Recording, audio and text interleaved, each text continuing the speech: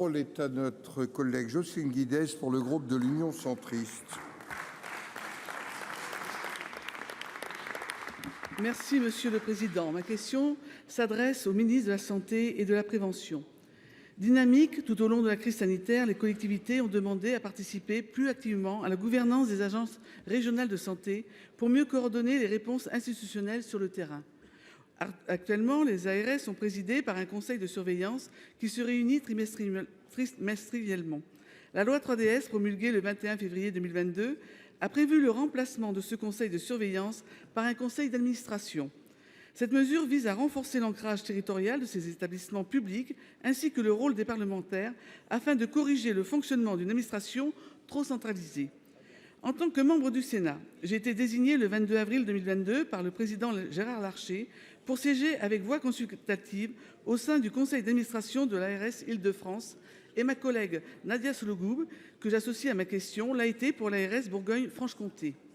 N'ayant pas reçu de convocation, ainsi que tous mes collègues sénateurs, pour participer aux réunions de cette instance, j'ai découvert à ma grande surprise que les décrets d'application organisant l'évolution de ce conseil n'ont pas été publiés ce jour. Par conséquent, la direction des ARS ne peut pas modifier le fonctionnement actuel. Pour contribuer aux projets qui répondent aux besoins des territoires, notamment au défi de la désertification médicale, les membres titulaires de ce futur conseil d'administration attendent impatiemment la publication de ces décrets. Pourriez-vous, monsieur le ministre, m'apporter plus de précisions à ce sujet et m'indiquer votre plan d'action pour accélérer l'évolution de ces dispositions? Merci. Pour vous répondre, la parole est au ministre de la Santé et de la Prévention, monsieur Braun.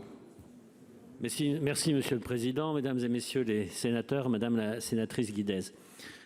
Associer plus et mieux les élus au pilotage, à la refondation de notre système de santé, vous le savez, c'est l'esprit même des CNR Santé qui se sont déroulés sur tous les territoires, qui continuent à se dérouler aujourd'hui en associant les élus, les citoyens, les professionnels de santé.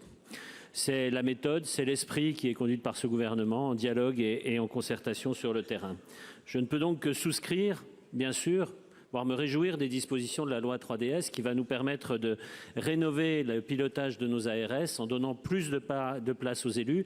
Le nombre des élus va être multiplié par 2 dans ces nouveaux conseils d'administration des ARS. Vous le savez aussi, mettre en application les lois qui sont votées par ce Parlement est une de mes priorités. En témoigne la mise en application récemment de la loi qui plafonne l'intérim médical et qui a été longtemps attendue. Concernant le décret dont vous parlez, la présidente Deroche m'a également interpellé hier sur son absence de parution, que je regrette tout comme vous. Mais je peux vous rassurer, le travail se fait en gouvernemental, en intergouvernemental et se poursuit avec les différentes parties prenantes. Mon objectif étant la publication de ce décret courant l'été. Je vous remercie. Madame Guidez, qui attendra l'été donc. Mais je me réjouis que monsieur le ministre se réjouisse. Moi, je trouve que c'est assez urbain, c'est-à-dire qu'aujourd'hui, nous avons été désignés depuis maintenant plus d'1 an et on ne peut toujours pas y siéger. Donc, bientôt, il y aura des sénatoriales.